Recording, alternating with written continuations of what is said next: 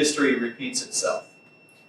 We, of course, know that is absolutely untrue, but it's something that objectively, literally, is quite untrue. But we say it to ourselves and to each other, I think, probably to make ourselves feel better about whatever is coming around the next corner, because it's definitionally unknown, and therefore it is scary to humans, because we don't like it when we don't know what's about to happen. And there are things that are about to happen in the United States and around the world that are going to make this period that we're going through even stranger. And I think that the combination of these forces coming together makes it a very dangerous time. We are about to go through another technological revolution. Having gone through the information age revolution just recently, and I count it as recently because it was during my lifetime, and that makes it very recent, right? Anything during my lifetime makes it very, very recent. Very recent. But we're about to go through an artificial intelligence revolution. We're going to layer on top of that breakthrough technology in terms of blockchain. And we're going to confront these issues at a time when we have authoritarianism growing, not just in the United States, but around the world. This is a problematic time for us. When we think about some of the problems that we just weathered, when you think about COVID, Irene, and what we went through as a nation, not just politically, but culturally, in the intersection of culture, science, and governance, it made us realize that what we have at stake is a great deal more than I think that some of us had realized before. And so now when we look at issues that are coming around the corner, like how are we going to manage climate change? Do you want the government, who just managed COVID the way that it did, managing the allocation of resources for the private sector to deal with climate change? No. That was supposed to be rhetorical. Take it back. I like the non-rhetorical. You say a few of these and then you get more people to say I like that too, Yeah. especially when you have Lemichael in the room. Exactly. A government that will tell you that if you don't behave with their interpretation of what's good for you, you will lose your job, is not a government that you want to trust in terms of reacting to what's going to happen in the context of their interpretation of climate change. We're not asking what your interpretation is, because you know that it could be completely irrelevant. So today, we seem to be facing a number of decisions about, and by we, I mean as a society, we're about to confront a number of decisions about how artificial intelligence is going to be deployed, the role that it will play. And we have people in governance who want to play a role in terms of regulating it because they're afraid that it will be dangerous for us. I don't think this is the crowd that needs to be lectured on. Can you imagine, because artificial intelligence might be dangerous for us, the implications of the government deciding it's going to regulate it for you to try to keep you safe? The jokes almost write themselves. We have been very concerned over the past 2 years about the central bank, the Federal Reserve System, getting involved with the issuance of digital currency. And correctly so. But now it does seem like small potatoes, even as the Fed is on the edge of issuing it. We are on the edge over the next few years of an inflection point in the development of what we call the smart economy in the United States. It will require blockchain technology to run contracts, currencies, keep track of inventory, keep track of your life if you were to allow it to do so. You could keep track of every transaction in which you're engaged. And the Federal Reserve System is ready today, technologically, to roll out a digital currency and control a blockchain highway for not at a retail level, but at a wholesale level among commercial organizations for commercial transactions. All they're waiting for is for politicians to give them a green light. And then a year later, They want to be able to roll it out at a retail level. So they will literally be able to keep track of every transaction that's denominated in dollars everywhere in the world within 2 years. I used to think that that was the greatest threat we could possibly face. And it's not. Because now we're about to roll out a technology that's going to make that look small. And by we, I mean our society. One of the things that you and I, Irene, just started talking about a few days ago is the idea that we need a First Amendment that's more robust.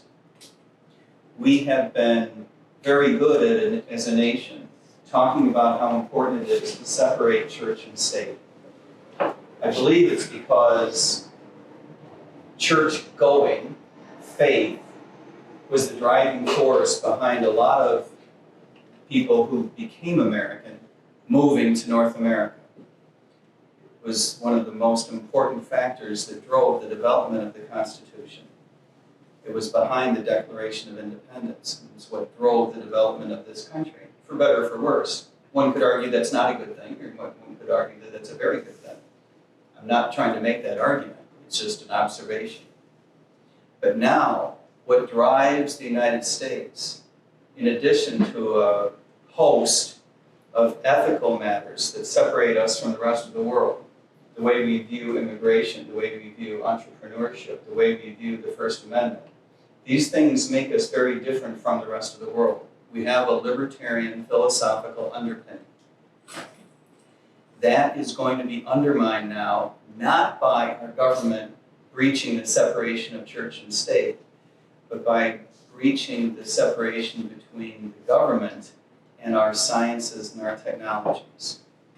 A government that's willing to control not our religion, but our technology, the way we view science, whether you've had a shot, what's going to happen with blockchain technology, and now what's going to happen with artificial intelligence, is a government that is ready, poised, able, and willing to control the entirety of your life, potentially. That used to be hyperbole. I'm hopeful that it still is hyperbole, right?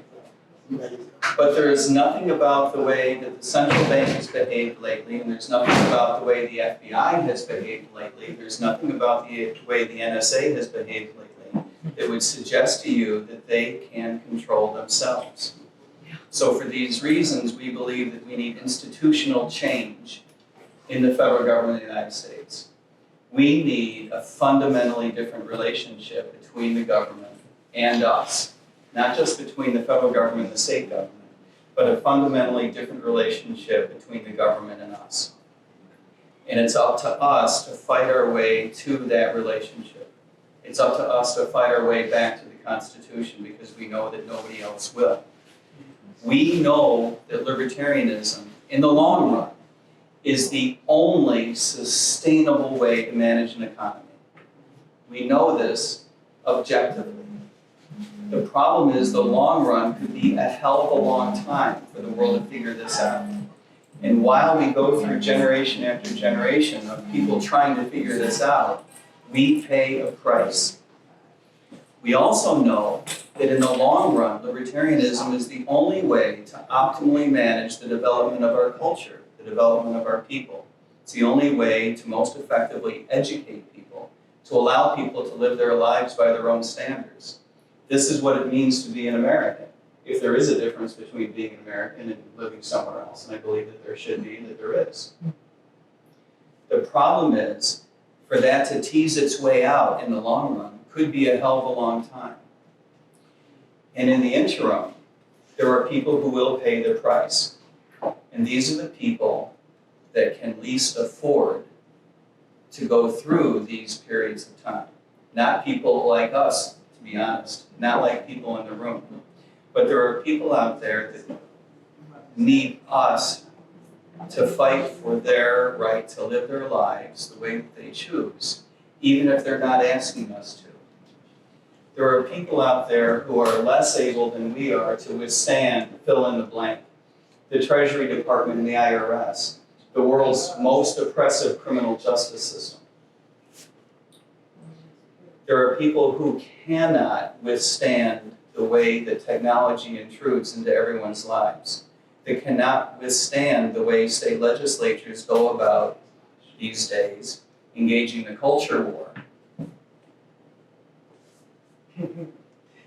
Beyond is on their part. It is up to us to fight for other people who live in the United States, whom we call brothers and sisters, for no other reason than the fact that they are Americans.